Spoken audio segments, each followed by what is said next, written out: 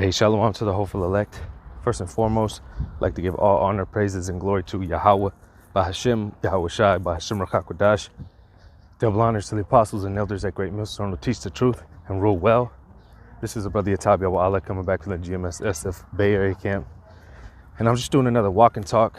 Lord's will is edifying, but just like a response to the lesson that Apostle Gabar did a couple days ago. And I think Apostle Ramla had mentioned something about it too. But you had this guy who basically dropped out, stopped doing the work because he wanted to pursue a rap career, buy a house for his mom, something to that effect, and then ended up, getting judged. But you could see, he lacked understanding. All right, the scriptures say, "With all thy getting, get understanding." We're in this thing. And this thing is deadly serious, all right? And especially, on the flip side, it's a blessing, all right, to truly understand and, know that, we've been called into this thing, Lord's will, we've been chosen. We have a great chance to be, a joint heir with Yahweh Shai. That's nothing to take lightly. Now here it is, you want to turn your back on Yahweh Shai for something in this world, when this world it's about to be destroyed, all right? This society is about to be done away with, all right? You're trading a crown for a rap career, which is crazy, which, it's all set up to be that way anyways, Hey, the scriptures say at the end, many shall depart from the faith, giving heed to seducing spirits. So, he was never a part of this thing anyways, But, again, you have to count the cost, and that's what I'm going to get. This is Luke 14:25, and it says discipleship tested. That's the heading. It says, "And there went great multitudes with him, and he turned and said unto them," this is Yahweh Shai speaking, "If any man come to me and hate not his father and mother and wife and children and brethren and sisters, yea, and his own life also, he cannot be my disciple." So what that means is you have to put your so-called family, all right, in the back seat, all right? This truth comes first. This job that we've been called to do, all right, this discipleship, this ministry, this comes first. Our so-called lives, so to speak, come second. All right, scriptures say we make our bodies a living sacrifice. All right, we're here to sacrifice anything we got going in this so-called life, because really, like Apostle Gabar goes into it all the time, this isn't truly living. All right, so in all honesty, what are you sacrificing? All right, everything is polluted here. On top of that, you got the so-called white man, which is Esau, the wicked one, in control. All right, but again, our family comes and it goes in the back seat. All right, Yahweh Shai, Yahweh Bashem Yahweh Shai comes first. This truth comes first. All right. And he said, in his own life also, he cannot be my disciple. So you can't be a disciple of Yahweh Shai, all right, unless you have understanding to where your so-called family is going to come second, all right, second to the truth, okay? Verse 27, "And whosoever doth not bear his cross and come after me cannot be my disciple." So we have to go through, the trials, the tribulations, the furnace of adversity. All right, we have to go through all these, this tribulation. Like the scripture says, through much tribulation shall we enter into the kingdom. All right. Now, if we don't go through that, if you want to take an easy way route, you think you could partake in something that this society has to offer, if you think you can be a part of this society and, enter into the kingdom, no, it don't work like that. All right. There's a sacrifice involved. Okay, verse 28, "For which of you intending to build a tower sitteth not down first and counteth the cost, whether he has sufficient to finish it?" All right, and that's the point, understanding these things, understanding that this is very serious, is deadly serious. Apostle Gabar always says, all right, you have to count the cost, okay? Like it says in Sirach, before you come to serve the Lord, you have to prepare thy soul for temptation. The temptation's coming, but why is the temptation coming? Because, Lord's will, we're of that number, a great glory is going to come, to the elect. All right. And we have a great chance to be a part of that. But, nothing that is worth it comes easy. So it takes a sacrifice. You have to count those costs. All right. I'm going to lose this. I might lose this. I'm not going to be able to pursue a rap career. I might not be able to buy my mom a house. All right. But on the flip side, it's beautiful because the scriptures say, seek ye the kingdom and all else will be added unto you. So if it needs be, all right, Yahweh Shem Yahushua sees fit, if you're taking care of the Lord's business, then, these things will come. Not a rap career, so to speak, but like, a dwelling place for your mom. All right. Getting an apartment, getting a house, whatever the case may be. But brother brought this out of camp. Yahushua said he didn't have anywhere to lay his head.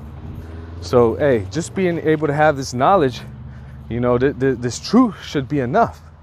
Okay. But it says, let me read it, verse 28 again. For which of you intending to build a tower sitteth not down first and counteth the cost, whether you have sufficient to finish it? Yeah, you have to understand what this is about. You have to understand what is required. And again, our lives are required. We present our bodies a living sacrifice. Okay, and yes, our lives very well may be required, especially when that persecution comes. All right, the martyrs. All right, but so be it, because what comes next? Again, you have to understand what comes next. All right. It says, verse 24 and 29, lest happily, after he hath laid the foundation and is not able to finish it, all that behold him begin to mock him. All right, and that's what you see. Here it is. This man started to build, doing lessons, going out there to the highways and hedges. All right, and then dropped out and, to a rap career. Of all things, a rap career. That's crazy, But again, you began to lay the foundation, but you weren't able to finish it, which shows you that you weren't, first and foremost, you were never meant to be a part of it, but also that you had no understanding. All right. Verse 30 saying, this man began to build and he was not able to finish. Or what king going to make war against another king sitteth not down first and consulteth whether he be able with 10,000 to meet him that cometh against him with 20,000? Yeah, a wise man is going to be able to come to that conclusion. All right. That, hey, when you come into this truth, that is deadly serious. All right. You're foregoing any type of luxury that you could have had here, any type of, wants and desires you could have had here, to what? To do something that's bigger than us. All right. To herald in the coming of Yahushua. Or else, while the other is yet a great way off, he sendeth an ambassage and desireth conditions of peace. So likewise, whosoever he be of you that forsaketh not all that he hath, he cannot be my disciple. All right. So we have to forsake everything we have. All right. Any type of lies we could have had here, any type of ambitions, we must forsake that. All right. But again, when you have the understanding, that if we are of that number, the Lord is going to give us everything we want in the kingdom. All right. Everything. Okay. Now I'm going to jump here, which is also in the book of Luke. It's a lot. And chapter 9 and verse is 60, I believe. Yep. Verse 62, it says, and Yahushua said unto him, no man having put his hand to the plow and looking back is fit for the kingdom of the Most High. So you're not fit to enter in as one of those first fruits. You're not fit to be in the government, all right, with Yahushua, the elect, the 144,000, even the 1/3. All right, you are not fit to enter into the kingdom if you have put your hand to the plow and you look back. And what does that mean when you look back? You wanted to go back into the world. All right, you wanted to pursue your so-called ambitions.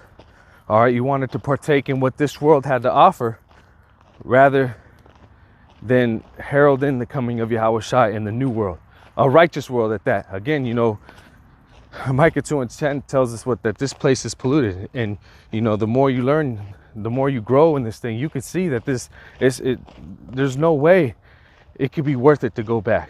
All right? No way. You got GMOs, you got, you know, the polluting of the water, polluting of the air. Okay, you got a wicked society, you got Esau in rulership. Okay, plus you see all hell breaking loose. I mean, everything points towards Yahushua making his return. And now of all times you want to go back. But again, this shows us that that he was never a part of it. Okay, he was meant to fulfill that prophecy that many shall give heed to seducing spirits. Okay, but yeah, you know, that's pretty much it. Like I said, this was just a short lesson going into, you know, counting the cost. You know, count the cost. You know, this is for all the sincere brethren who, you know, remain in this thing or who are coming in. You know, remember to count the cost. Remember to keep the vision. You know, remember that Yahushua is going to make his return. And remember that this place ain't worth it. You know, whatever Esau, whatever the devil wants to tempt you with, it's not worth it. All right. Remember what Yahushua was tempted with. All right. And he understood that this place is not worth it. All right. Hey, so Lord's will, this is edifying. Once again, call Halayim Yahweh by Hashem, Yahushua by Hashem Rakakwadash. Double honors to the apostles and elders at Great Millstone. Shalom to the elect and above.